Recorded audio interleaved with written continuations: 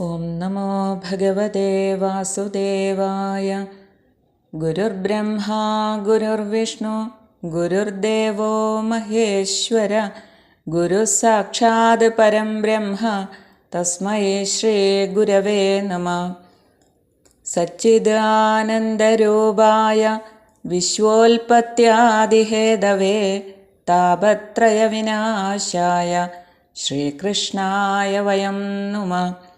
പീതാംബരം കരവിരാജിതചക്രശംഖകൗമോദഗീ സരസിജം കരുണാസമുദ്രം രാധാസഹായമതിസുന്ദരമന്ദഹാസം വാതാലയേശമനിശം ഹൃദി ഭാവയാമി. ശ്രീ ഗുരുവായൂരപ്പാ ശരണം. ശ്രീമദ്ഭാഗവതേ ഏകാദശസ്കന്ധേ അഥ സപ്തമോऽധ്യായ. ശ്രീഭഗവാനുവാച.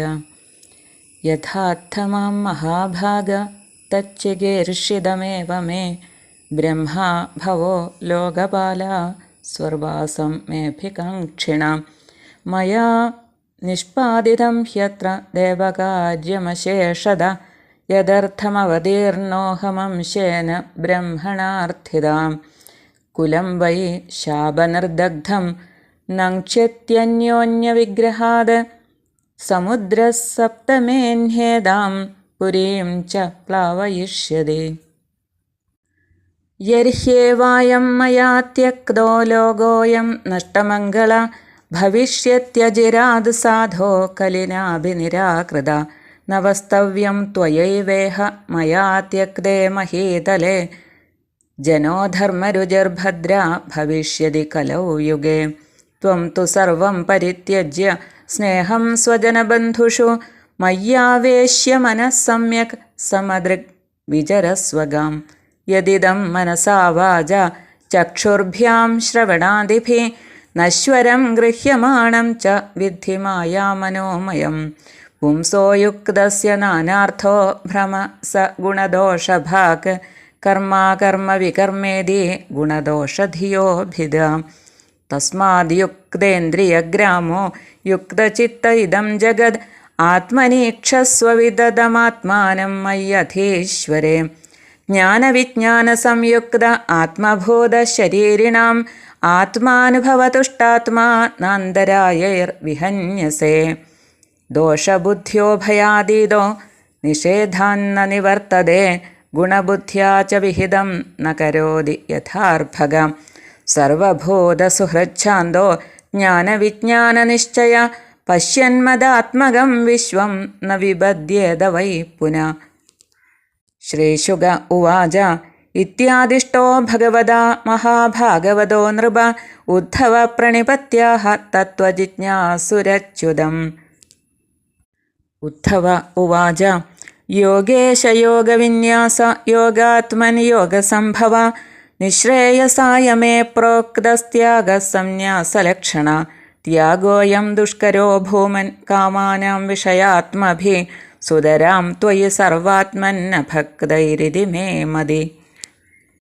സോഹം മമാഹമിതി മൂഢമതിർവിഗാഠസ്ത്വന്മായയാ വിരജിതാത്മനി സാനുബന്ധേ തത്വഞ്ജസാ നിഗദിതം ഭവദാ യഥാഹം സംസാധയാമി ഭഗവൻ അനുശാധിഭൃത്യം. സത്യസ്യ തേ സ്വദൃശ ആത്മന ആത്മനോന്യം വക്താരമീശ വിബുധേഷ്വപി നാനുചക്ഷേ. Survey വിമോഹിതധിയസ്തവ മായയേ may ബ്രഹ്മാദയസ്തനുഭൃതോ ബഹിരർത്ഥഭാവാ. തസ്മാദ് ഭവന്തമനവദ്യമനന്തപാരം സർവജ്ഞമീശ്വരമഗുണ്ഠവിഗുണ്ഠധിഷ്ണ്യം നിർവിണ്ണധീരഹമുഹ വൃജിനാഭിതപ്തോ നാരായണം നരസഖം ശരണം പ്രപദ്യേ. ശ്രീ ഭഗവാനുവാച. പ്രായേണ മനുജാലോകേ ലോകതത്വവിചക്ഷണാഃ സമുദ്ധരന്തി ഹ്യാത്മാനമാത്മനൈവാശുഭാഷയാത്. ആത്മനോ ഗുരുരാത്മൈവ പുരുഷസ്യ വിശേഷത. യത് പ്രത്യക്ഷാനുമാനാഭ്യാം ശ്രേയോസാവനുവിന്ദതേ. പുരുഷത്വേ ച മാം ധീര സാഖ്യയോഗവിശാരദ ആവിസ്തരാം പ്രപശ്യന്തി സർവശക്തിയുപബൃംഹിതം. ഏകദ്വിത്രി ചതുഷ്പാദോ ബഹുപാദസ്തഥാപദ ബഹ്യ സന്ധി പുര സൃഷ്ടാസ്താസാം മേ പൗരുഷീ പ്രിയാം. അത്ര മാം മാർഗയന്ത്യഥാ യുക്താ ഹേതുഭിരീശ്വരം ഗൃഹ്യമാണൈർഗുണൈർലിംഗൈരഗ്രാഹ്യമനുമാനതാം. അത്രാപ്യുദാഹരന്തീമമിതിഹാസം പുരാതനം അവധൂതസ്യ സംവാദം യദോരമിത തേജസ. അവധൂതം ദ്വിജം കഞ്ചിച്ചരന്തമഗുദോഭയം കവിം നിരീക്ഷ്യ തരുണം യദു പപ്രച്ഛധർമ്മവിദ്. യദുരുവാച കുതോ ബുദ്ധിരിയം ബ്രഹ്മന്നകർത്തു സുവിശാരദ. യാമാസാദ്യ ഭവാൻ ലോകം വിദ്വാംശ്ചരതി ബാലവദ്.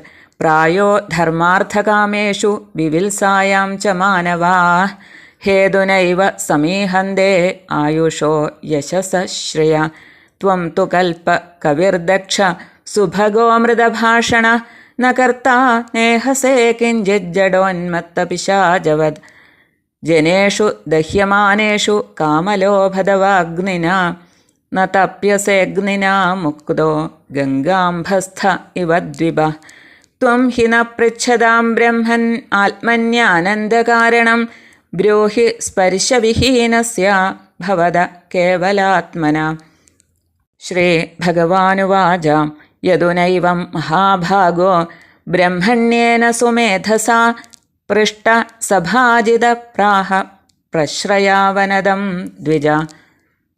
ബ്രാഹ്മണ ഉവാച സന്ധി മേ ഗുരവോ രാജൻ ബഹവോ ബുദ്ധ്യുപാശ്രിതാ. യദോ ബുദ്ധിമുപാദായ മുക്തോടാമേഹ താൻ ശൃണു. പൃഥിവീ വായുരാകാശമാഭോഗ്നിശ്ചന്ദ്രമാരവി കബോധോ ജഗരസിന്ധു പതംഗോ മധുകൃത് ഗജ. മധുഹാ ഹരിണോ മീന പിംഗലാകുരരോർഭഗ. കുമാരീ ശരകൃത് സർപ്പ ഊർണനാഭി സുപേശകൃത്.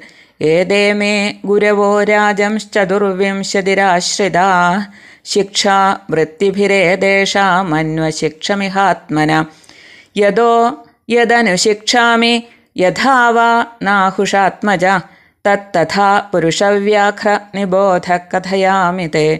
ഭൂതൈരാക്രമ്യമാണോപി ധീരോ ദൈവവശാനുഗൈഃ.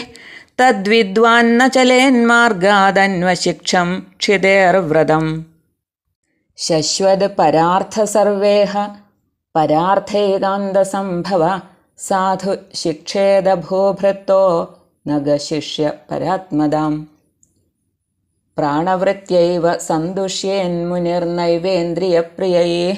ജ്ഞാനം യഥാ ന നശ്യേത നാവകീര്യേത വാങ്മന.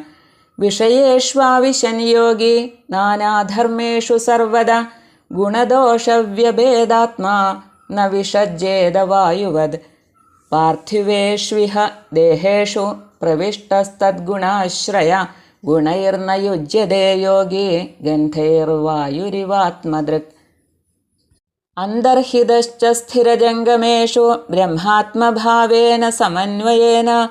വ്യാപ്ത്യാ വ്യവച്ഛേദമസംഗമാത്മനോ മുനിർനഭസ്ത്വം വിദദസ്യ ഭാവയേത്. തേജോബന്നമയൈർഭാവൈർമേഘാദ്യൈർവായുനേരിതൈഃ. ന സ്പൃശ്യതേ നഭസ്തദ്വദ് കാലസൃഷ്ടൈർഗുണൈഃ പുമാൻ.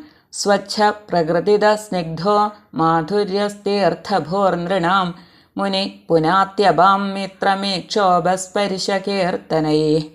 തേജസ്വീ തപസാ ദീപ്തോ ദുർധരിഷോദരഭാജനഃ. സർവഭക്ഷോഭിയുക്താത്മാ നാദത്തെ മലമഗ്നിവദ്. ക്വചിച്ഛന്ന ക്വചിത് സ്പഷ്ട ഉപാസ്യ ശ്രേയ ഇച്ഛതാം. ഭുങ്ക്തേ സർവത്ര ദാതॄണാം ദഹൻ പ്രാഗുത്തരാശുഭം. സ്വമായയാ സൃഷ്ടമിദം സദസല്ലക്ഷണം വിഭു. പ്രവിഷ്ട ഈയതേ തത്തത്സ്വരൂപോऽഗ്നിരിവൈധസി. വിസർഗാദ്യാ ശ്മശാനാന്താ ഭാവാ ദേഹസ്യ നാത്മനഃ. കലാനാമിവ ചന്ദ്രസ്യ കാലേനാവ്യക്തവർത്മനാ. കാലേന ഹ്യോഘവേഗേന ഭൂതാനാം പ്രഭവാപ്യയൗ. നിത്യാവപി ന ദൃശ്യേതേ ആത്മനോऽഗ്നേര്യഥാർച്ചിഷാം. ഗുണൈർഗുണാനുപാദത്തെ യഥാകാലം വിമുഞ്ചതി ന തേഷു യുജ്യതേ യോഗി ഗോഭിർഗ ഇവ ഗോപദേ ബുദ്ധ്യതേ സ്വേന ഭേദേന വ്യക്തിസ്ഥ ഇവ തദ്ഗത ലക്ഷ്യതേ സ്ഥൂലമതിഭിരാത്മാ ചാവസ്ഥിതോർക്കവത് നാദിസ്നേഹപ്രസംഗോ വാ കർത്തവ്യക്വാപി കേനചിത് കുർവൻ വിന്ദേത സന്താപം കബോധ ഇവ ദീനധി കബോധ കശ്ചനാരണ്യേ കൃതനീഡോ വനസ്പതൗ കബോത്യാ ഭാര്യയാ സാർത്ഥമുവാസ കതിജിത് സമാ കബോധൗ സ്നേഹഗുണിതഹൃദയൗ ഗൃഹധർമ്മിണൗ ദൃഷ്ടിം ദൃഷ്ട്യംഗമംഗേന ബുദ്ധിം ബുദ്ധ്യാ ബബന്ധതു ശയ്യാസനാടനസ്ഥാനവാർത്താ ക്രീഡാശനാദികം മിഥുനീഭൂയ വിസ്രബ്ധൗ ചേരദുർവനരാജിഷു യം യം വാഞ്ചതി സാ രാജം സ്തർപ്പയന്ത്യനുകമ്പിത തം തം സമനയത് കാമം കൃച്ഛ്രേണാപ്യജിതേന്ദ്രിയ കബോധി പ്രഥമം ഗർഭം ഗൃഹ്ണതി കാല ആഗതേ അണ്ഡാനി സുഷുവേ നീടേ സ്വപത്യു സന്നിധൗ സദേ തേഷു കാലേ വ്യജായന്ത രജിതാവയവാഹരേ ശക്തിഭിർദുർവിഭാവ്യാഭി കോമളാംഗതനോരുഹ പ്രജാപുപുഷതു പ്രീതൗ ദമ്പതി പുത്രവത്സലൗ ശൃണ്വന്തൗ കൂജിതം താസാം നിർവൃതൗ കളഭാഷിതൈഃ താസാം പദത്രൈ സുസ്പരിശൈ കൂജിതൈർമുഗ്ധചേഷ്ടിതൈഃ പ്രത്യുദ്ഗമൈരദീനാനാം പിതരൗ മുദമാബദൗ സ്നേഹാനുബദ്ധഹൃദയാവന്യോന്യം വിഷ്ണുമായയാ വിമോഹിതൗ ദീനധിയൗ ശിശൂൻ പുബുഷതു പ്രജാം ഏകദാ ജഗ്മദുസ്താസാമന്നാർത്ഥം തൗ കുടുംബിനൗ പരിതഃകാനനേ തസ്മിന്നർത്ഥിനൗ ചേരദുശ്ചിരം ദൃഷ്ട്വാ താം ലുബ്ധഗഃ കശ്ചിദ് യദൃച്ഛാദോ വനേചര ജഗൃഹേ ജാലമാദത്യ ചരദസ്വാലയാന്തികേ കബോധശ്ച കബോധീ ച പ്രജാപോഷേ സദോത്സുകൗ ഗദൗ പോഷണമാദായ സ്വനീഡമുപജഗ്മദോ കബോധി സ്വാത്മജാൻ വീക്ഷ്യ ബാലകാൻ ജാലസംവൃതാൻ താനഭ്യധാവത് ക്രോശന്തി ക്രോശദോ ഭൃശദുഃഖിതാ സാ സകൃത്സ്നേഹഗുണിതാ ദീനചിത്താ ജമായയാ സ്വയം ചാബധ്യത ശിജാ ബദ്ധാൻ പശ്യന്ത്യപസ്മൃതേ കബോധശ്ചാത്മജാൻ ബദ്ധാനാത്മനോപ്യധികാൻ പ്രിയാൻ ഭാര്യാം ചാത്മസമാം ദീനോ വിലലാപാതിദുഃഖിത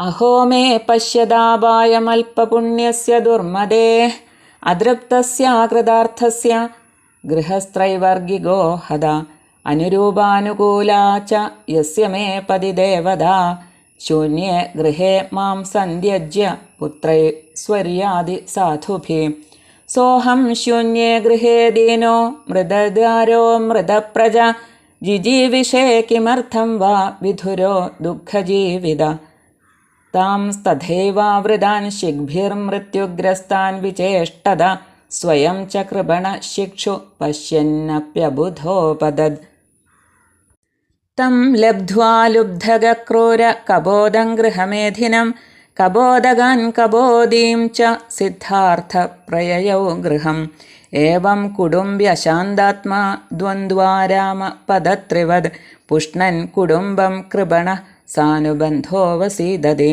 യ പ്രാപ്യ മാനുഷം ലോകം മുക്തിദ്വാരമപാവൃതം ഗൃഹേഷു ഭഗവത് സക്തസ്തമാരൂഢച്യുതം വിദു ഇതി ശ്രീമദ്ഭാഗവതേ മഹാപുരാണേ പാരമഹംസ്യാം സംഹിതായാം ഏകാദശസ്കന്ധേ സപ്തമോധ്യായ. ശ്രീകൃഷ്ണാർപ്പണമസ്തു. സർവത്ര ഗോവിന്ദനാമസങ്കീർത്തനം. ഗോവിന്ദ ഗോവിന്ദ. ഓം നമോ ഭഗവതേ വാസുദേവായ. ഗുരുർബ്രഹ്മാ ഗുരുർവിഷ്ണു ഗുരുർദേവോ മഹേശ്വര. ഗുരുഃ സാക്ഷാത് പരബ്രഹ്മ തസ്മൈ ശ്രീ ഗുരവേ നമഃ. പീതാംബരം കരവിരാജിതശംഖചക്രകൗമോദഗീ സരസിജം കരുണാസമുദ്രം രാധാസഹായമതിസുന്ദരമന്ദഹാസം വാതാലയേശമനിശം ഹൃദി ഭാവയാമി. ശ്രീ ഗുരുവായൂരപ്പ ശരണം. ഏകാദശസ്കന്ധം 7-ാമത്തെ അധ്യായം. ഈ അധ്യായത്തിൽ ഭഗവാൻ ഉദ്ധവനോട് ചെയ്യുന്ന ഉപദേശം, യദുരാജാവിനും അവധൂത ബ്രാഹ്മണനും തമ്മിൽ ഉണ്ടായ സംവാദം തുടങ്ങിയ കാര്യങ്ങളൊക്കെയാണ് വർണ്ണിക്കുന്നത്. ഭഗവാൻ പറയുകയാണ്, അല്ലയോ മഹാഭാഗനായ ഉദ്ധവ, നീ പറഞ്ഞത് ഞാൻ ഉദ്ദേശിക്കുന്ന കാര്യം തന്നെയാണ്. ബ്രഹ്മാവും പരമശിവനും ലോകപാലന്മാരും ഞാൻ വൈകുണ്ഠത്തിലേക്ക് മടങ്ങിച്ചെല്ലണമെന്ന് ആഗ്രഹിക്കുന്നു. ബ്രഹ്മാവിൻ്റെ അപേക്ഷയനുസരിച്ച് അംശത്താൽ ഏതൊന്നിനു വേണ്ടി ഞാൻ അവതാരമെടുത്തുവോ ആ ദേവകാര്യം തികച്ചും നിവൃത്തമായി. ശാപദഗ്ധമായ ഈ യാദവകുലം പരസ്പര കലഹം കൊണ്ട് നാശമടയും. ഇന്നേക്ക് 7-ാം നാള് ഈ ദ്വാരകാപുരിയെ സമുദ്രം ജലത്തിലാഴ്ത്തും. എൻ്റെ ഭക്തനായ നിനക്ക് ഖേദം വേണ്ട. നീ സാധുവാകുന്നു. നിനക്ക് അപായം വരികയില്ല. ഞാൻ ഈ ലോകത്തെ എപ്പോൾ വിട്ടുപോകുന്നുവോ അപ്പോൾ കലിയുഗം ഈ ലോകത്തെ അത്യന്തം ബാധിക്കും. അതുനിമിത്തം കല്യാണപരമായ കർമ്മമെല്ലാം നശിക്കുകയും ചെയ്യും. ഞാൻ പോയിക്കഴിഞ്ഞാൽ നീ ഇവിടെ വസിക്കരുത്. കാരണം കലിയുഗത്തിൽ ജനങ്ങൾ അധർമ്മതൽപരരായി തീരും. നീ സ്വജനങ്ങളോടും ബന്ധുക്കളോടും ഉള്ള സ്നേഹത്തെ വെടിഞ്ഞ് മനസ്സ് എന്നിലുറപ്പിച്ച് സമദർശനനും സമചിത്തനുമായി ഭൂമിയിൽ സഞ്ചരിക്കുക. മനസ്സുകൊണ്ടും വാക്കുകൊണ്ടും കൺകൾ കൊണ്ടും കാത് മുതലായവ കൊണ്ടും ഗ്രഹിക്കപ്പെടുന്ന ഇതൊക്കെയും മനോമയവും നശ്വരവും ആകയാൽ മായയാണ് എന്ന് അറിഞ്ഞാലും മനസ്സിനെ അടക്കാത്തവന് ഭേദഭ്രമം ഉണ്ടായിരിക്കും. അവന് ഗുണദോഷബുദ്ധിയും കർമ്മം അകർമ്മം വികർമ്മം എന്ന ഭേദബുദ്ധിയും ഉണ്ടായിരിക്കുന്നതാണ്. അതിനാൽ ഇന്ദ്രിയ സമൂഹത്തെ അടക്കി മനസ്സിനെ ഏകാഗ്രമാക്കി ഈ ജഗത്തിനെ ആത്മാവിലും സർവവ്യാപകമായ ആത്മാവിനെ അധീശ്വരനായ എന്നിലും നിലകൊള്ളുന്നതായി കാണുക. തത്വജ്ഞാനവും ആത്മജ്ഞാനവും നേടി സർവശരീരികളുടെയും ആത്മഭൂതനായി ആത്മാരാമനായി തീർന്നവന് വിഘ്നങ്ങളൊന്നും നേരിടുകയില്ല. ഗുണദോഷങ്ങൾക്കതീതനായ അവൻ വിഹിതകർമ്മം ചെയ്തെന്നു വരാം. പക്ഷേ അത് പുണ്യാർജനത്തിന് വേണ്ടിയല്ല, നിഷിദ്ധ കർമ്മത്തിൽ നിന്ന് നിവർത്തിക്കും. പക്ഷേ അത് നരകഭയം കൊണ്ടല്ല. അവൻ ബാലനെ പോലെ നിഷ്കാരണമായിട്ട് കർമ്മം ചെയ്യുന്നു. സർവഭൂതസുഹൃത്തും ശാന്തനും ജ്ഞാനവിജ്ഞാന സമ്പന്നനും സർവവും മതാത്മകമായി കാണുന്നവനുമായ അവൻ പിന്നെ സംസാരത്തെ പ്രാപിക്കുന്നില്ല. ഇപ്രകാരം ഭഗവാനാൽ ഉപദിഷ്ടനായ മഹാഭാഗവതൻ ഉദ്ധവൻ തത്വം ഗ്രഹിക്കാൻ ആഗ്രഹിച്ചുകൊണ്ട് ശ്രീ ഭഗവാനെ നമസ്കരിച്ച് ഇപ്രകാരം അറിയിച്ചു. യോഗേശ്വര, യോഗത്തിൻ്റെ പ്രാപ്യവും പ്രഭവവും സ്വരൂപവും ആയുള്ള ഭഗവാനെ, എനിക്ക് മോക്ഷത്തിനായി അങ്ങ് സന്യാസലക്ഷണമായ ത്യാഗം ഉപദേശിക്കുകയുണ്ടായല്ലോ. പരബ്രഹ്മമൂർത്തെ, ഈ വിഷയത്യാഗം വിഷയാസക്തന്മാർക്ക് ദുഷ്കരമാണ്. അങ്ങയിൽ ഭക്തിയില്ലാത്തവർക്ക് അത്യന്തം ദുഷ്കരമാണ് എന്നെനിക്ക് തോന്നുന്നു. മന്ദമതിയായ ഞാൻ അങ്ങയുടെ മായയാൽ കൽപ്പിതമായ ദേഹാദികളിൽ ഞാനെന്നും എൻ്റേതെന്നും ഉള്ള ഭാവനയിൽ മഗ്നനായിരിക്കുന്നു. അങ്ങനെയുള്ള ഞാൻ, അല്ലയോ ഭഗവൻ, അങ്ങരുളിയ സന്യാസത്തെ ക്ലേശം കൂടാതെ പ്രാപിക്കുവാൻ തക്കവാറ് വേണ്ടതെനിക്ക് ഉപദേശിച്ചു തന്നാലും. പ്രഭോ, സത്യസ്വരൂപനായ അങ്ങയുടെ തത്വം ഉപദേശിക്കാൻ സമർത്ഥനായി സ്വസംവേദ്യനായ അങ്ങയെയല്ലാതെ ആരെയും ദേവന്മാരിൽ പോലും ഞാൻ കാണുന്നില്ല. ദേഹാഭിമാനികളായ ഈ ബ്രഹ്മാദികൾ ദേഹാദികളെ സത്യമെന്ന് കരുതുന്നവരാകുന്നു. അതിനാൽ താപത്രയ സന്തപ്തനും വിഷയവിരക്തനും ആയ ഞാൻ പരിശുദ്ധനും കാലദേശാദ്യതീതനും സർവജ്ഞനും സർവേശ്വരനും വൈകുണ്ഠവാസിയും നരസഖനും നാരായണനുമായ അങ്ങയെ ശരണം പ്രാപിക്കുന്നു. ഇതു കേട്ട ഭഗവാൻ പറയാണ്, പ്രായേണ ലോകത്തിൽ തത്വാന്വേഷകരായ ആളുകൾ അശുഭവാസനകളിൽ നിന്ന് സ്വയം തങ്ങളെ ഉദ്ധരിക്കുന്നു. തനിക്ക് ഗുരു താൻ തന്നെയാണ്, വിശേഷിച്ചും മനുഷ്യന്. എന്തെന്നാൽ അവൻ പ്രത്യക്ഷത്തിൻ്റെയും അനുമാനത്തിൻ്റെയും സഹായത്തോടെ മോക്ഷത്തെ പ്രാപിക്കുന്നു. മനുഷ്യരിൽ സാഖ്യവും യോഗവും അനുഷ്ഠിക്കുന്ന വിവേകികൾ സർവശക്തി പരിപൂർണനായ എന്നെ സ്പഷ്ടമായിട്ട് അറിയുന്നു. ഒരു കാലുള്ളത്, രണ്ടുള്ളത്, മൂന്നുള്ളത്, നാലുള്ളത്, അനവധി കാലുള്ളത്, കാലൊന്നുമില്ലാത്തത്, ഇങ്ങനെ പലതരത്തിൽ സൃഷ്ടിക്കപ്പെട്ടിട്ടുള്ള നിരവധി ശരീരങ്ങളിൽ മനുഷ്യമൂർത്തിയാണ് എനിക്ക് ഏറ്റവും പ്രിയമായിട്ടുള്ളത്. മനുഷ്യ ശരീരത്തിൽ ആത്മാന്വേഷണം സാധിക്കുന്നു. ഇന്ദ്രിയാഗ്രാഹ്യനും ഈശ്വരനുമായ എന്നെ കരണങ്ങളായ ബുദ്ധ്യാദികളുടെ പ്രകാശകനായും പ്രേരകനായും അവർ കണ്ടെത്തുന്നു. ഇതിന് ഉദാഹരണമായി യദുവും അവധൂതനും തമ്മിലുള്ള സംവാദം എന്ന പുരാതനമായ ഒരു ഇതിഹാസം ഉണ്ട്. മലിന ശരീരനും തരുണനും ജ്ഞാനിയും നിർഭയം എങ്ങും സഞ്ചരിക്കുന്നവനുമായ ഒരു ബ്രാഹ്മണനെ ദത്താത്രേയ മഹർഷിയെ കണ്ട് ധർമ്മജ്ഞനായ യദു ചോദിച്ചു, അല്ലയോ ബ്രഹ്മൻ, ഒരു പ്രവൃത്തിയും ചെയ്യാത്ത അങ്ങേക്ക് അതിപരിശുദ്ധമായ ഈ ബുദ്ധി എങ്ങനെ ലഭിച്ചു? ആ ബുദ്ധി ലഭിച്ച് ജ്ഞാനിയാണെങ്കിലും അങ്ങ് ബാലനെ പോലെ സഞ്ചരിക്കുന്നുവല്ലോ. പ്രായേണ ജനങ്ങൾ ധർമാർത്ഥ കാമങ്ങൾ സമ്പാദിക്കുന്നതിനും ആത്മവിചാരം നടത്തുന്നതിനും ഒരുങ്ങുന്നത് ആയുസ്സും കീർത്തിയും സമ്പത്തും നേടുന്നതിനു വേണ്ടിയാകുന്നു. വിദ്വാനും സമർത്ഥനും ശക്തനും സുന്ദരനും അമൃതഭാഷണനുമായ അങ്ങാവട്ടെ ഒന്നും ചെയ്യാതെയും ഒന്നും ആശിക്കാതെയും ജഡനെ പോലെയും ഉന്മത്തനെ പോലെയും പിശാചിനെ പോലെയും ഇരിക്കുന്നല്ലോ. ജനങ്ങൾ കാമലോഭങ്ങളാകുന്ന കാട്ടുതീയിൽപ്പെട്ട് വെന്തെരിയുമ്പോൾ അതിൽപ്പെടാതെ അങ്ങാവട്ടെ കാട്ടുതീയിൽ നിന്ന് പുറത്തുചാടി ഗംഗയിലിറങ്ങിക്കിടക്കുന്ന ആനയെപ്പോലെ യാതൊരു പൊരിച്ചിലും അറിയാതെ കഴിയുന്നു. ബ്രഹ്മൻ ഏകാകിയും വിഷയവിഹീനനും ആയ അങ്ങേക്ക് ഈ ആത്മാനന്ദം എങ്ങനെ ലഭിച്ചു എന്ന് പറഞ്ഞു തന്നാലും.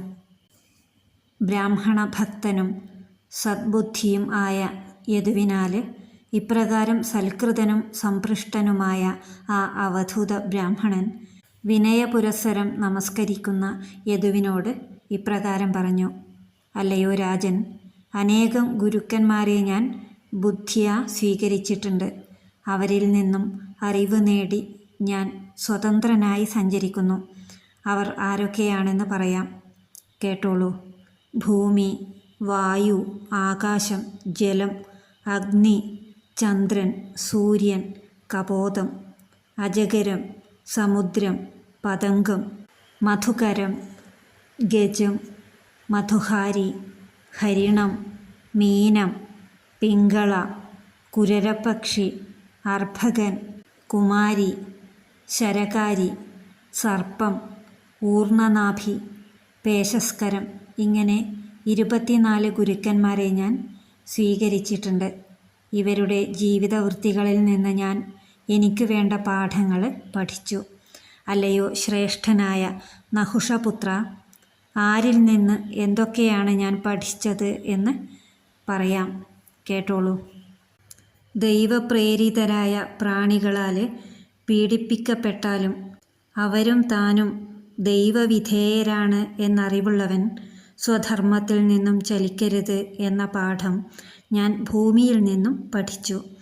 സത്തുക്കൾ സർവദാ സർവവ്യാപാരങ്ങളും അന്യർക്ക് വേണ്ടി ചെയ്യണമെന്നും അന്യർക്ക് വേണ്ടി മാത്രമായിരിക്കണം തൻ്റെ ജീവിതമെന്നും ഭൂമിയിലെ പർവ്വതങ്ങളിൽ നിന്നും ഞാൻ പഠിച്ചു. അന്യർക്ക് അനുകൂലരായി വേണം ജീവിക്കാൻ എന്നത് ഭൂമിയിലെ വൃക്ഷങ്ങളിൽ നിന്നും പഠിച്ച ഒരു പാഠമാണ്. മുനി, വാക്കിനും മനസ്സിനും ചാഞ്ചല്യം വരാനോ ജ്ഞാനം നശിക്കാനോ ഇടയാക്കാത്തതും ശരീരധാരണത്തിന് മാത്രം ആവശ്യമുള്ളതും ആയ ആഹാരം കൊണ്ട് സന്തോഷിക്കണം. ഇന്ദ്രിയങ്ങൾക്ക് പ്രിയങ്കരമായ ആഹാരം ആഗ്രഹിക്കരുത് എന്ന് വായുവിൻ്റെ ഒരു രൂപവും ജീവികളുടെ ജീവൻ നിലനിർത്തുന്നതുമായ പ്രാണനിൽ നിന്നും ഞാൻ പഠിച്ചു. യോഗി എങ്ങും പലതരത്തിലുള്ള വിഷയങ്ങളുമായും ഇടപെടുമ്പോഴും വായുവിനെ പോലെ അവയുടെ ഗുണങ്ങളിലോ ദോഷങ്ങളിലോ ആസക്തനാകരുത്. പൃഥ്വീവികാരങ്ങളായ ദേഹാദികളിൽ പ്രവേശിച്ച് അവയുടെ ധർമ്മങ്ങൾക്ക് അധീനനെന്ന പോലെ കാണപ്പെട്ടാലും ആത്മജ്ഞാനിയായ യോഗി സുഗന്ധ ദുർഗന്ധാദികളിൽ വായു സ്പർശിക്കപ്പെടാത്തതുപോലെ ദേഹാദികളുടെ ധർമ്മങ്ങളാൽ സ്പർശിക്കപ്പെടുന്നില്ല മുനി. ദേഹാന്തർഗതനെന്നിരുന്നാലും ബ്രഹ്മം തന്നെയായ ആത്മാവാണ് താൻ എന്നറിഞ്ഞ് ചരാചരങ്ങളിലും സർവ്വദിക്കിലും വ്യാപിച്ചിരിക്കുന്ന ആത്മാവിന് ആകാശം പോലെ ഒന്നിനോടും ചേർച്ചയോ പരിച്ഛിന്ന ഭാവമോ ഇല്ലെന്ന് അറിയേണ്ടതാകുന്നു. കാലശക്തിയാൽ ക്ഷുബ്ധമായ പ്രകൃതി ഗുണങ്ങളുടെ കാര്യങ്ങളും പൃഥ്വി, ജലം, തേജസ് എന്നിവയുടെ വികാരങ്ങളുമായ ദേഹാദികളാൽ വായുവിനാൽ ചലിപ്പിക്കപ്പെടുന്ന മേഘങ്ങളാൽ ആകാശം എന്ന പോലെ ജീവൻ സ്പർശിക്കപ്പെടുന്നില്ല. ശുദ്ധനും പ്രകൃത്യാ തന്നെ സ്നേഹസ്വരൂപനും മധുരമായി സംസാരിക്കുന്നവനും പൂജനീയനും ആയ മുനി തീർത്ഥങ്ങളിലെ ജലത്തെപ്പോലെ ദർശന സ്പർശന കീർത്തനങ്ങൾ കൊണ്ട് ജനങ്ങളെ പവിത്രരാക്കി തീർക്കുന്നു.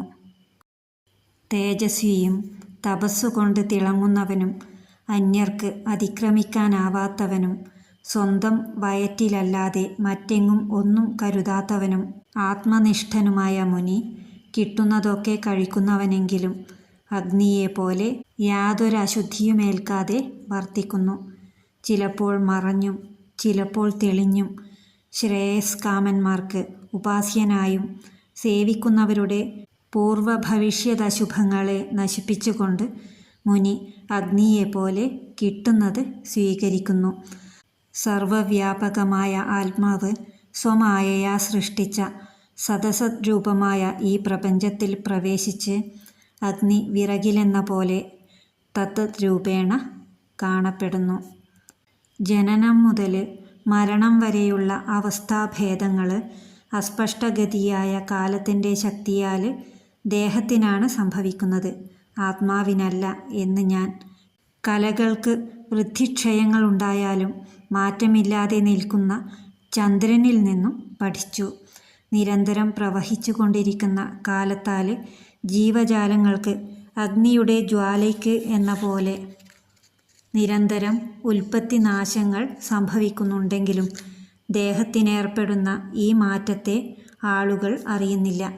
കിരണങ്ങൾ കൊണ്ട് യഥാകാലം ജലത്തെ ഗ്രഹിക്കുകയും യഥാകാലം വർഷിക്കുകയും ചെയ്യുന്ന സൂര്യൻ അതിൽ ആസക്തനാകാത്തതുപോലെ യോഗി ഇന്ദ്രിയങ്ങൾ കൊണ്ട് വിഷയങ്ങളെ എടുക്കുകയും കൈവിടുകയും ചെയ്യുന്നുണ്ടെങ്കിലും അവയിൽ ആസക്തനാകുന്നില്ല. ഏകനായ സൂര്യൻ ജലപാത്രങ്ങളിൽ പ്രതിബിംബിച്ച് കാണുമ്പോൾ സൂര്യൻ അതിൽ പ്രവേശിച്ചതായും അനേകരൂപനായും അറിവില്ലാത്തവർ കരുതും പോലെ ഏകനായ ആത്മാവിനെ പ്രതിശരീരം ഭിന്നനെന്ന് അജ്ഞന്മാർ കരുതുന്നു. ആരോടും ഒരിക്കലും അതിസ്നേഹമോ അത്യാസക്തിയോ പാടില്ല. അങ്ങനെ ഉണ്ടായാൽ അവയാൽ ദീനനായ കപോതത്തെ പോലെ ദുഃഖിക്കേണ്ടതായി വരും. ഒരു കപോതം കാട്ടിൽ ഒരു മരത്തിൽ കൂടുകൂട്ടി ഭാര്യയുമൊരുമിച്ച് കുറേ കാലം പാർത്തു. സ്നേഹത്താൽ ബന്ധിക്കപ്പെട്ട ഹൃദയത്തോടെ ഗാർഹസ്ഥ്യധർമ്മത്തോടു കൂടിയ ആ കപോതങ്ങൾ കണ്ണോട് കണ്ണു നോക്കിയും മെയ്യോട് മെയ്യ് ചേർത്തും മനസ്സോട് മനസ്സ് ഇണക്കിയും വാണു.